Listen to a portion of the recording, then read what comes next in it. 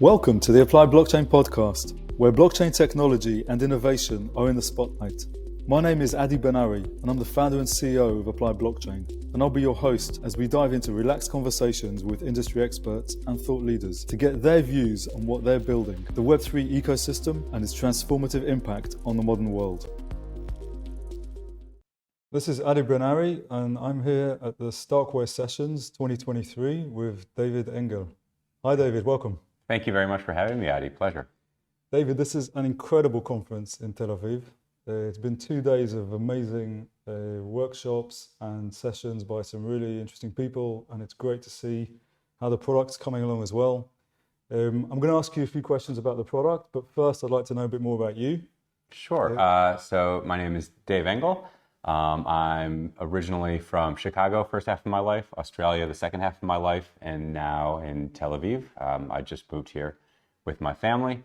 I'm head of business development at StarkWare, where I've been here for 6 months, and before that was doing fintech and Web3 at AWS, and then a whole bunch of varyingly successful or unsuccessful startups before that. Okay, amazing. And what got you into Web3 in the first place? It was actually a very specific tweet thread by a guy who's basically a punk avatar. And he started talking, as I was into fintech already, and he actually just talked about how NFTs were going to be the future of finance and about tokenization and about how you could take, all of these illiquid assets, debt instruments or treasury instruments or things like that, which are low liquidity, let's say, and how by tokenizing them, you could actually vastly improve the capital efficiency from them. And that literally just tipped me down the rabbit hole. And then I started reading more and getting into crypto Twitter and haven't looked back since then. And this was when? This would have been 2019. So I'm far from an OG. I'm a newcomer, but I'm just unbelievably fortunate to ended up at a company like StarkWare. Yeah. Okay, amazing. 2019, I guess, is when it kind of reset, and then just before it kicked off again. Exactly. I didn't enjoy any of the upside. Right. What drew you to StarkWare? So I was at AWS. My role was basically to identify and help foster the growth of the best fintech and Web3 customers. And I spent a lot of time looking at a lot of Web3 companies, and ultimately StarkWare stood out for a few reasons. First of all, it unlike most, I guess, crypto companies or blockchain companies, StarkWare really isn't a blockchain, a company founded on the premise of it needs a blockchain. It's actually a cryptography company. So it's founded by Eli Ben-Sasson, who's a mathematician from Technion University, and Uri Kolodny, who's a serial entrepreneur. Most of the product team and even a lot of people within the engineering team are actually cryptographers first, who just found out that the best way to apply their practice was using blockchain. So I think that was one thing, just the pedigree of the company. Also, the technology that they're building, I really, truly believe that it is the future of blockchain. I kind of went through this thought process of, do I believe in Web3? Yes. Do I believe that Ethereum is the future of Web3? I do. Do I think that layer 2 is the way that Ethereum will scale? I do. Do I think that zero-knowledge rollups are the future of layer 2? I believe that. And do I think that StarkWare is the most likely to solve that problem? And kind of every step of the way, I got to a yes until, I was like, well, it's just kind of the answer staring me in the face. Yeah. Amazing. We've been following StarkWare since, we were at the previous StarkWare sessions in Tel Aviv in 2019. So we've been following the project for a while, yes.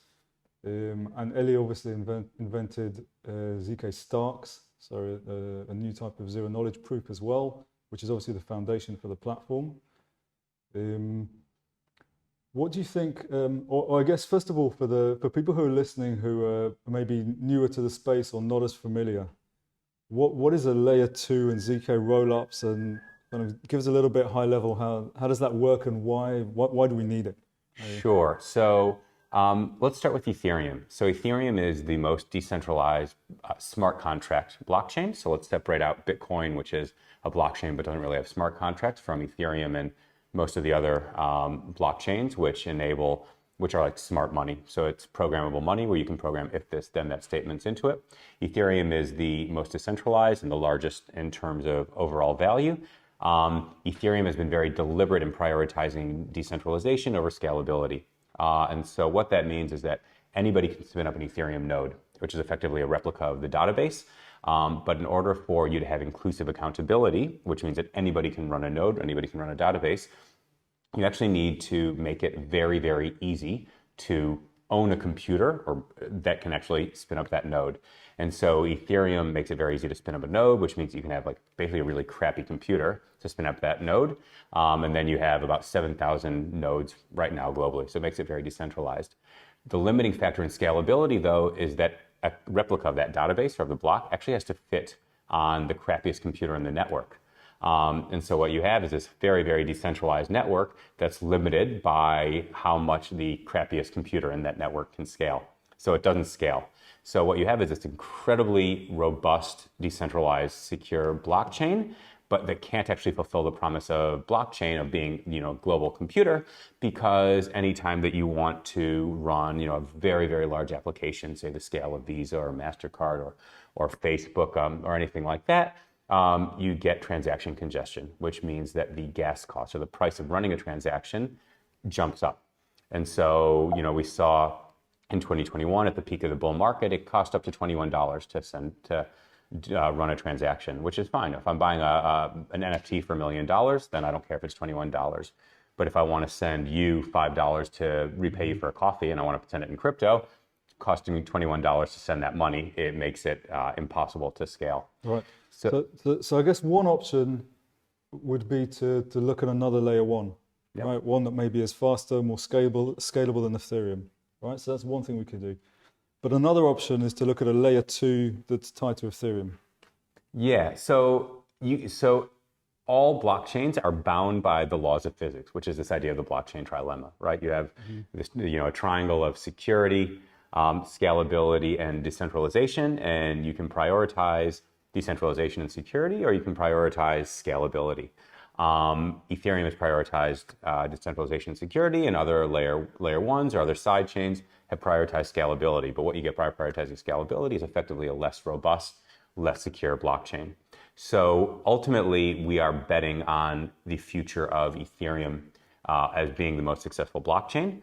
And so, if you take that as the kind of baseline assumption, then the only logical way to build on blockchain is to build on Ethereum. And the only logical way to scale Ethereum is then to build a layer two. And so what we do is we take care of the scalability side of it. So we use what's called proofs or rollups, where rather than settling the actual, 10 million transactions, we're settling a proof of those transactions. So we're using cryptography to basically say to a 99.99999% certainty, and on in terms of nines, that those transactions are valid.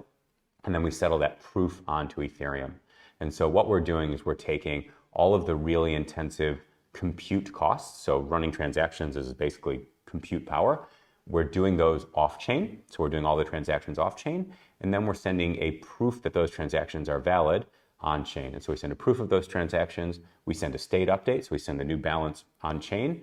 And so what you get is a order of magnitude smaller footprint on Ethereum that still lets people know how much money they have, that still lets people know that the transactions are valid, that still makes sure that they can always withdraw their funds. If everything else blows up, as long as Ethereum still exists, they can always withdraw their funds, which is self-custodial.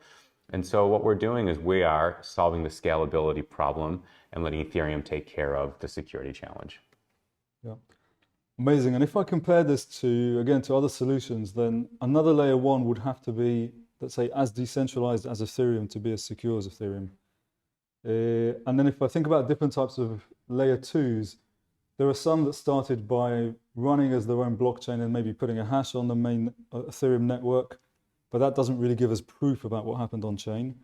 There are what we call optimistic rollups, which run activity, post something to the main network, but then wait until or somebody has to call out that there was a problem. Otherwise, the transactions just go ahead. So it's incredibly optimistic. And I guess the third category is these zero-knowledge rollups, which allow you to have the proof on the layer one network, but that with that, you can also bridge up and down to the layer two. Okay, amazing. It's incredible to watch as well, and I can't wait for us to start working with it. Thinking about use cases, I know earlier there was a session yesterday actually with Visa. Do you want to tell us a bit about that? Sure. So Visa, everybody knows Visa. I don't need to introduce them. Basically what Visa's role is to move money and protect consumers. I think I don't think anybody would disagree with that. But what they are identifying is that blockchain is actually a very good way to move money. And so what Visa wants to understand is how can they actually help to move money, but still giving the same guarantees to consumers that they're safe, that their money is safe, that they're not transacting with bad, problematic actors or anything like that. And so one of the experiments that they ran is with StarkNet, with a technology called account abstraction. A really simple way of thinking about account abstraction is it enables a programmable wallet. The way that Ethereum wallets work today, or EOA contracts, is that I can do a push payment. So if I want to send money, I put in Adi's address and I send him the money, and it's A to B. And it's a dumb wallet, would be a simple way to put it. What account abstraction does is I can do a programmable wallet. So let's say I owe Adi money, but he wants to collect it over 5 installments over 5 months. He can actually program the wallet to enable those payments. And as long as I then approve that those payments happen, or I can set up and say, yes, these 5 payments can happen as long as they're under $100 each transaction, as long as they're only taken out at a certain frequency, then instead of me pushing those payments, you can enable pull payments. And Visa recognizes that for crypto to scale to the scale that they expect, really billions of people, that you don't just need the rails, you actually need the wallet infrastructure to do it as well.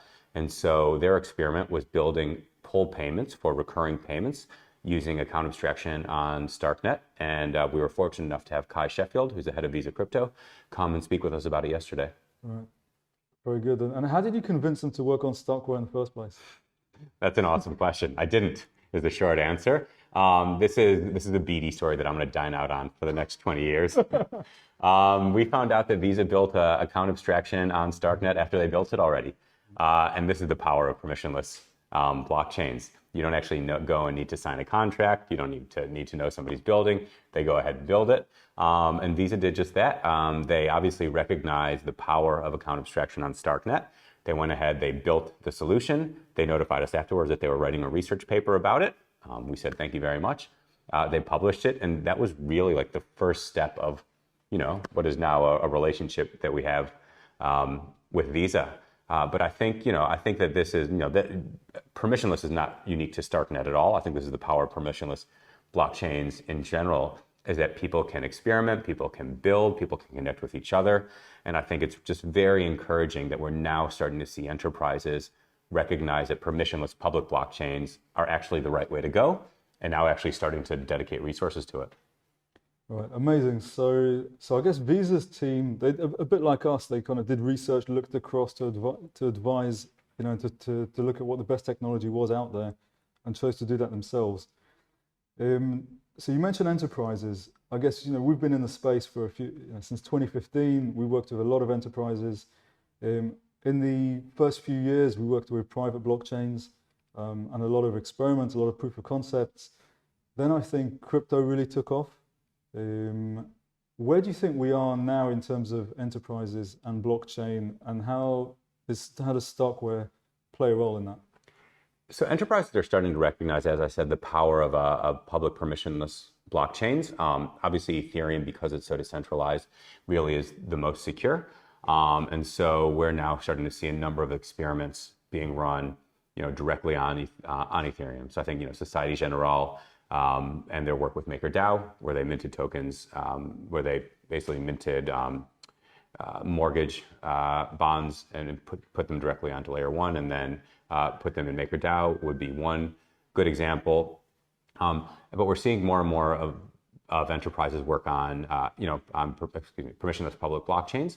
And they're actually starting to now build tech as opposed to just treating crypto as an asset. And I think that's also very encouraging.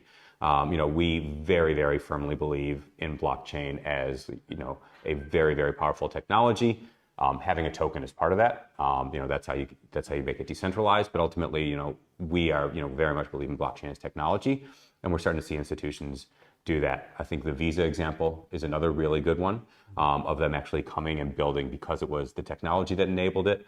I think another interesting one is that JP Morgan, with their collaboration with Polygon, where they effectively did an FX swap on Polygon, I think is a good example of moving from crypto as an asset to blockchain as a technology. So those are good examples. I think it still has many, many, many years to go. I mean, you would know this better than I would. I think regulatory clarity is important. I think that people often, there's a crypto for many reasons. There's, reputational risk associated with it. There's obviously regulatory risk. There's technology risk. So I think, banks especially are effectively in the business of risk management, and regulators are in the business of making sure that banks adhere to, risk management. So while we, firmly believe that it's the future and we're seeing some really interesting green shoots, we still have a long way to go. I think, one other point that I'll make is that, starting to talk with you guys who have deep experience in this space, I think is also very helpful, because what you then get is you get very strong technology platforms with people who actually know how to build for enterprises. And when you combine those two, I think that's where you actually start to see real projects like that have the chance to make it into production. Yeah. I think what's particularly interesting for us is if we look at private blockchains, they were obviously the default choice for enterprises because they didn't bring additional risk, right? So the enterprises could work within the boundaries that they normally work in, with the partners they usually work with, and so on. The problem is that they didn't, because they weren't more decentralized, they didn't bring additional security and trust beyond what they could really already do without blockchain. So I think that's kind of the underlying value of blockchain does come through this extra security that you get through decentralization. So if you undermine that, then you're not really making the most of the technology. Public blockchains, obviously like Ethereum, are starting to be used. Well, I think StarkNet is interesting, and there's a blog that was published a while ago by StarkNet that talked about layer 1, layer 2, and layer 3. Where, do you want to maybe? Sure. Yeah, happy to. So layer 1 is Ethereum. Layer 2 is StarkNet. Layer 3 is basically the ability to build custom StarkNet instances on top of StarkNet. So you still get the proving, you still get the the provability. You still get the security of layer 1. You get the scalability of layer 2. But it gives you the ability to basically have your own custom instance. And the benefits of that is a few. So one is that it actually is a public permission blockchain. So anybody who builds on there can control who comes in and comes out, but you still can access anybody on the public network. You just have to give them permission. And so it's in that way, it's also composable. The other aspect is that you have the ability to effectively control the block sizes, and therefore you can control the gas fees and ultimately control any congestion risk. So for companies, for a card scheme where they're very, very, very thin margins on their transactions, you simply can't afford to have congestion and actually have a spike in gas prices, because it'll just turn your business upside down completely, turn your revenue model upside down. And so where we kind of see a really interesting opportunity for layer 3 is in these businesses that want public Ethereum, want to be able to settle on Ethereum, want layer 2 scalability, but also want to be able to control their own environment, control their own fee structure, and then can go ahead and build that way. So we're super bullish on layer 3. And I think, the examples that I gave and some of the conversations that we're having, we think that when it comes to market, and, it's still a little ways away from actually coming to market, but when it does, we think that there will be a lot of really interesting use cases and companies that choose to build on layer 3. Yeah, I totally agree, and we've had conversations ourselves about this. I think that's when it gets really interesting, because you can tick those enterprise boxes. You can have the security, you can host it potentially in the enterprise. You can have all the KYC, AML, and all of the kind of ring fencing or controls that you need, all the reporting that you need. But at the same time, and also you don't need the sort of private blockchain theater. So you don't need to set up a network for the sake of setting one up, which is also very difficult, and somehow make it decentralized when that's a very, very difficult thing to achieve for large companies together. So you don't need to do that, but yet you can actually have transactions that roll up to and therefore inherit the security of a public blockchain. And you can also bridge to a public blockchain. So if you're creating assets and maybe trading them in this layer 3, those assets could move up or down the layers. That's exactly right. And be revealed on the public blockchain as well. Yeah, amazing. So let's watch this space and hopefully do great things together.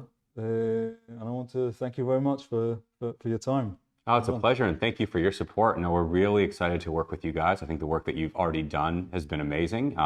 You really are OGs in this space. So I think having you as part of the StarkNet ecosystem, or part of the StarkWare ecosystem, is very exciting. Yeah. Okay, great, fantastic. Thank you for listening to the Applied Blockchain podcast. Make sure you follow us on LinkedIn and Twitter for more updates. I hope you enjoyed today's episode, and if you did, please let us know by leaving a review and clicking subscribe. Until next time.